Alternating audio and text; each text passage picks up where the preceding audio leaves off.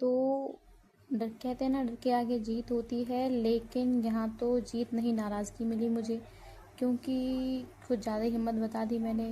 क्योंकि मैं जब मोबाइल बैठ के चला रही थी तो ये पता नहीं अचानक से क्या चीज़ मेरे सामने आती है, जिसे देखकर शायद मैं डर गई थी। हाँ, डर ही गई थी, शायद नहीं भी डरी थी। ये देखिए, ये क्या चीज़ थी जो अचानक से मेरे सामने आ गई और मेरी बहुत ही मेरी हंसी बंद हुई थी। ये मुझे डराने की कोशिश कर रही थी और इसको जब मैंने देखा तो मेरी हंसी आ गई और ये गुस्सा होकर चली गई, क्योंकि उसका कहना था कि जब वो मुझे डराने आई थी तो मुझे उससे डरना था। लेकिन मैं कैसे डरती, मैं उसको जब मैंने उसको चेहरा देखा तो मेरी हंसी निकल गई और मैं उससे डरने की बजाय मैं बहुत तेज हंस पड़ी और वो गुस्सा होकर चली गई।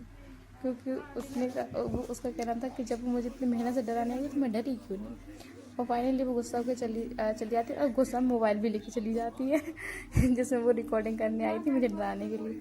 अब आप ही देखिए इसको, क्या मुझे इसे डरना चाहिए था, बताओ। और जब इसने जो मेकअप किया उसमें मैं कैसे डर सकती थी, जिसमें तो मेरी हंसी रुक ही नहीं रही थी इसको देखकर। फाइनली अभी मुझसे गुस्सा हो चुकी है क्योंकि मैं उससे नहीं डरी हूँ, लेकिन मैंने उससे कहा है कि थोड़ी मेकअप में कमी थी, अगर तुम अगली बार से थोड़ा और अच्छे से मेकअप करोगी मैं पक्के में उससे डरूँगी, सच में डरूँगी और ये बात ध्यान रखूँगी। लेकिन वो मुझसे गुस्सा नहीं हो, लेकिन फिर भी नहीं, वो मुझसे बहुत ज़्यादा गुस्सा है क्योंकि मैंने उसकी मेहनत ख़राब कर दी है, क्योंकि वो मुझे डराने आई थी। फाइनली अब मैं उसे मनाती हूँ।